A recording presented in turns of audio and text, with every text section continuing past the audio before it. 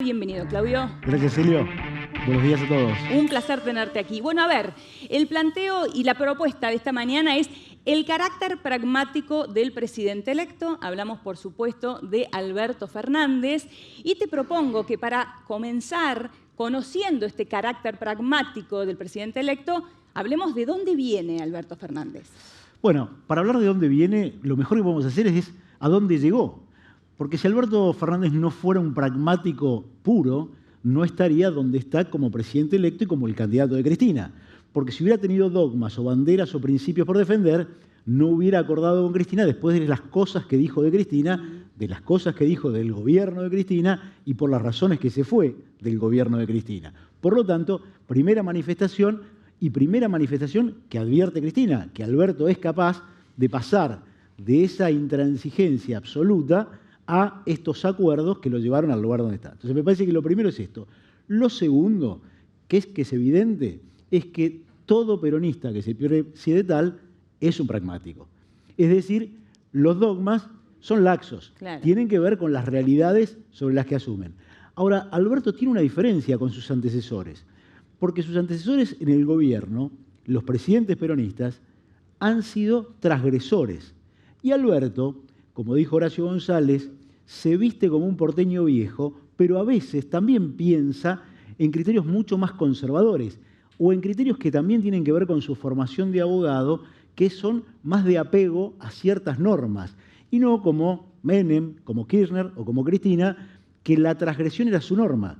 Entonces, también acá empezamos a ver que hay algunos matices diferenciales. Y otro punto que es sí muy relevante y que muestra que el tipo es un pragmático, es que antepone la contradicción principal a la contradicción secundaria.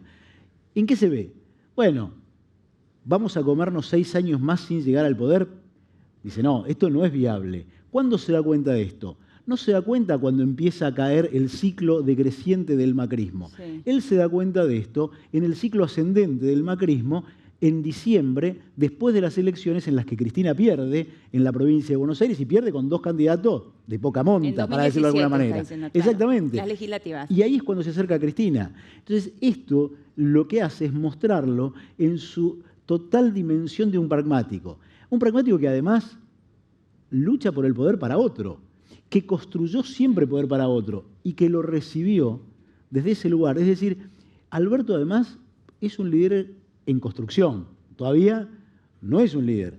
Es un líder que, si uno toma la categoría de Weber, sí, no es un líder carismático, ¿no? Digo, nadie lo ve como un convocante, nos emocionamos cuando lo vemos a Alberto.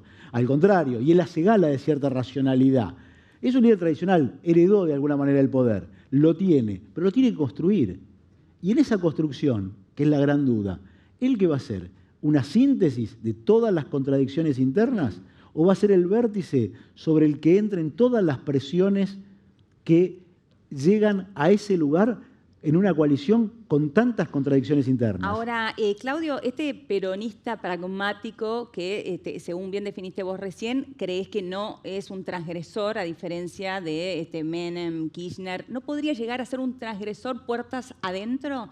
Digo, mirando el vínculo que tendrá con Cristina Fernández de Kirchner. Bueno, lo primero es que para eso tiene que construir poder. Lo primero tiene que construir su poder propio. Y eso le va a llevar un tiempo. Y muestra esta flexibilidad, este pragmatismo, sí, en esta construcción que vamos viendo, que va asomando de la construcción de su gabinete. Y yo te diría, ese gabinete es un gabinete con representación casi de todos, pero casi de todos que él dice no es un loteo, los elijo yo. Los elijo yo siempre y cuando no la molesten a la señora, a quien ayer fue a ponerle la lista para que la rubrique, exacto, y siempre y cuando no le dé el poder de veto, porque eso sería empezar a perder poder. O sea, su capital político lo tiene que ir acumulando, no perdiendo. Entonces empieza a dar señales un poquito hacia afuera y hacia adentro de, bueno, yo miro un poquito para la izquierda, pero voy a doblar para la derecha. Y si querés, ahí en este punto, tenemos un elemento muy claro de lo que empieza a emerger del gabinete, que es el aparente, porque todavía no lo sabemos, pero todo parece indicar que es así, desdoblamiento del Ministerio de Economía, que él decía que era una de sus pocas máximas. Porque Alberto decía, la máxima que yo acuñé es la aprendida de Roberto Labaña en 2003. Cuando él le fue a pedir a Roberto Labaña, por pedido de Kirchner, que siguiera como ministro de Economía, Labaña le dijo, sí, pero si yo tengo producción adentro, porque yo no voy a juntar la plata para que otro me la gaste. Alberto venía diciendo durante toda la campaña, a todos los que lo fuimos a ver, a todos los que hablamos con él en Off the Record, y después ya lo hizo público, que esa era su máxima. Todo parece indicar que va a tener a Hacienda y Finanzas por un lado. Nielsen por un lado, Sí. mismo Nielsen como Hacienda y Finanzas, y a Matías Culfas en producción. Es decir, uno que la gaste y otro que la junte. Ahora, ¿por qué rompe con su máxima? Rompe con su máxima porque advierte lo que dijo Nielsen en Estados Unidos. Se nos viene un tren de frente, un poco lo que dijo Arreazu acá. La deuda. La deuda. Y eso es tan urgente que si no lo resuelve en los primeros 2 meses, su capital político va a ser igual a 0. Y ahí va a estar entonces su dependencia absoluta de esa coalición en donde hay una fuente de poder hoy manifiesta y evidente que es la de Cristina. Entonces, ese es el punto donde Alberto tiene que empezar a construir. Y sabe que lo primero que tiene que hacer es resolver la deuda. Dará señales de que ya va a venir el tiempo donde le pongamos plata a la gente, donde la maquinita... Ahora, primero, resolver la deuda. Y ahí está el punto. Y por eso pone un tipo que no se caracteriza por ser un heterodoxo, ni por ser un marxista en economía como Guillermo Nielsen. Ahora, hace un rato planteabas la visita de Alberto Fernández a la casa de Cristina Kirchner, ayer recién llegada de Cuba, allí en la calle Uruguay, en donde a la salida dijo, tengo definido el gabinete, hemos definido el gabinete. ¿Cuál sería tu análisis desde lo simbológico de que Alberto haya ido a la casa de Cristina a definirlo?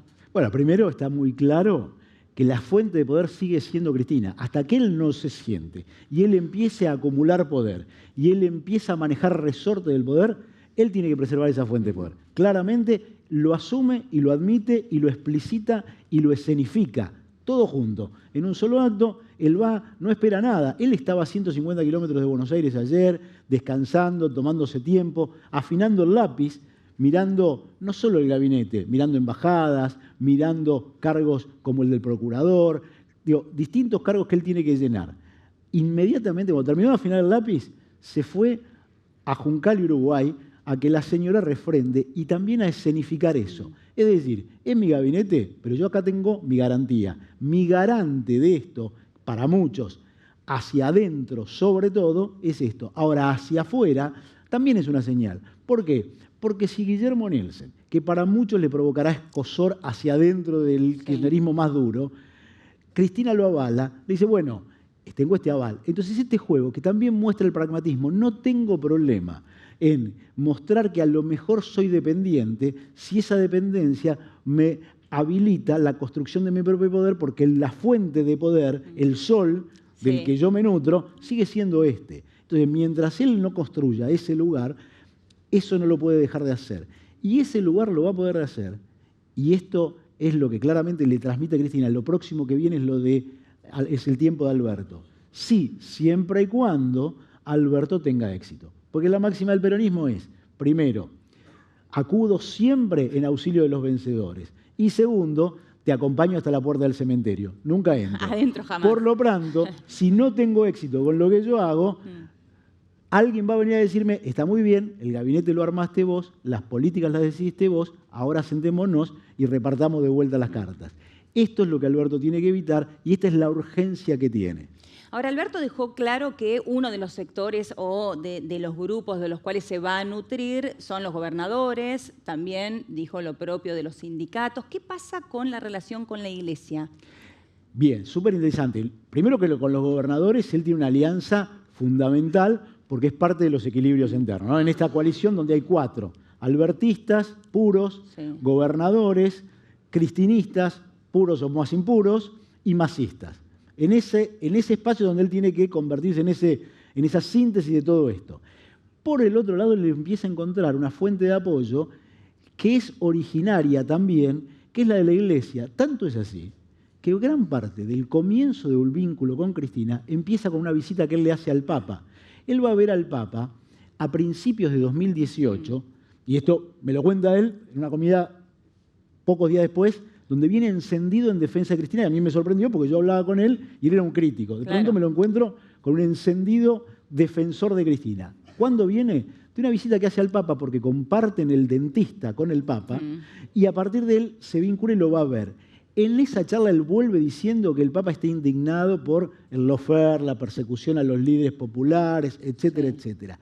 Ese vínculo que lo construye y lo constituye a Alberto en esta nueva etapa está muy vinculado también con una contención de lo social.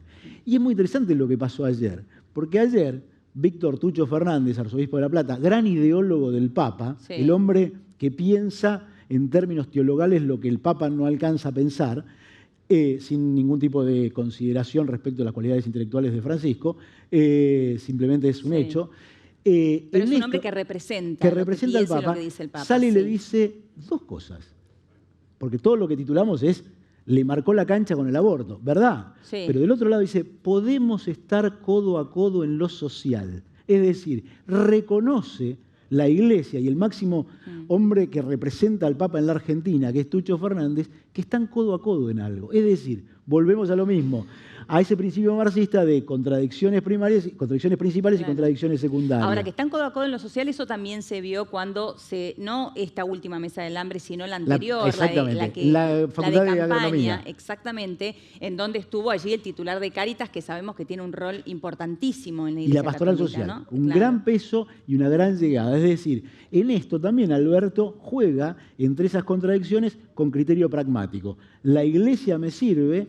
Y de hecho él dice, bueno, yo soy un creyente, va a Guadalupe, soy un creyente pero no practicante, y hace un juego ahí extraño, mandó al hijo al colegio Guadalupe. Hay toda una cosa bastante compleja en esta, pero que lo muestra como un pragmático. Y por otro lado, dice, pero yo estoy de acuerdo con el aborto. Es decir, él hace un guiño para un lado y dobla para el otro casi permanentemente. Por otro lado también dice, voy a mandar una ley del aborto, pero habla de la despenalización y no deja claro qué va a hacer con la legalización. Bueno, primer punto, y además cuándo lo va a mandar el proyecto, que ya el colectivo feminista y pro aborto le plantea, tiene que ser el que está consensuado después de que fracasó. Este es un problema y este es un conflicto, porque toca así, y ahí es donde empiezan las limitaciones. Toca el dogma de la Iglesia. Entonces, él se enfrenta con esas restricciones. Un lado, la realidad. El pragmatismo siempre tiene una pared, que se llama realidad. Y a su vez, en ciertos ámbitos tiene otra pared, que es el dogma. En el caso de la Iglesia se encuentra con el dogma. Pero lo mismo le puede pasar con la economía y lo mismo le puede pasar con las relaciones internacionales, donde va a encontrar limitaciones y donde, lo que sabemos y lo que hemos visto siempre, gobernar es mucho menos definir y decidir conceptos, que es lo que les gusta en general a los políticos, que tomar pequeñas decisiones. Y en las pequeñas decisiones tienen las consecuencias y en las consecuencias tienen los conflictos. Y ahí es donde tiene que tomar decisiones.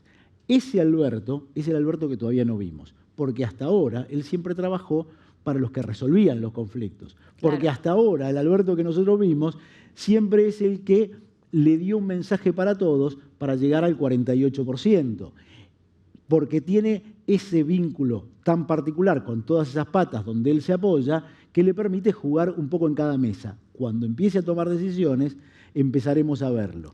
¿Crees que entonces hasta ahora lo que está haciendo Alberto es probar sus límites, sus propios límites, pero cuál será definitivamente su margen de maniobra del 10 de diciembre en adelante, que ya no habrán excusas? Alberto es un tipo que vive probando los límites. Lo hemos visto cuando fue jefe de gabinete, lo hemos padecido los periodistas cuando fue jefe de gabinete, donde siempre nos empujó sin romper, sin pegarnos una piña, pero con algún insulto de por medio, sin problema. Siempre buscó correr los límites, siempre busca saber dónde está la pared. Eso yo te diría es el reformista, no el transgresor, es el lugar que Alberto busca. Los límites los va a tener, como en la política internacional, como mencionaba recién Inés, por ejemplo, cuando tenga que encontrar el apoyo de Trump para resolver el Fondo Monetario y él dice, yo no me voy a pelear con Estados Unidos porque necesito su apoyo para la deuda y para venderle. Pero a su vez tiene a los chinos con los que tiene también una esperanza y los chinos tienen un límite para Estados Unidos. Lo tiene con la economía, donde yo tengo una enorme demanda interna contenida y con una enorme expectativa generada por él mismo de resolución más o menos inmediata. Entonces, si como dijo Arriazu, Yo lo que tengo que primero resolver es que tengo que mantener los equilibrios, que él lo ha hecho dogma, pero relativo, porque cuando él se fue del gabinete ya los equilibrios se habían roto. Entonces, como vemos, él va buscando el límite, buscando dónde está ese centro donde se pueda mover. El problema es, una vez más, que él hasta ahora no nos mostró dónde está. Y cuando los tuvo que enfrentar, que fue en el gobierno de Cristina, y él vio que su capacidad de maniobra era relativa, porque tenía que lidiar con dos, que eran Néstor y era Cristina. Y como él decía, Néstor fue, como político, su peor versión fue como esposo de una presidenta.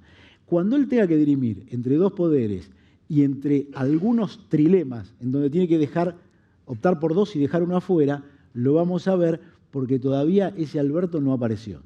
Siempre interesante escucharte. Muchísimas gracias, Claudio. Gracias.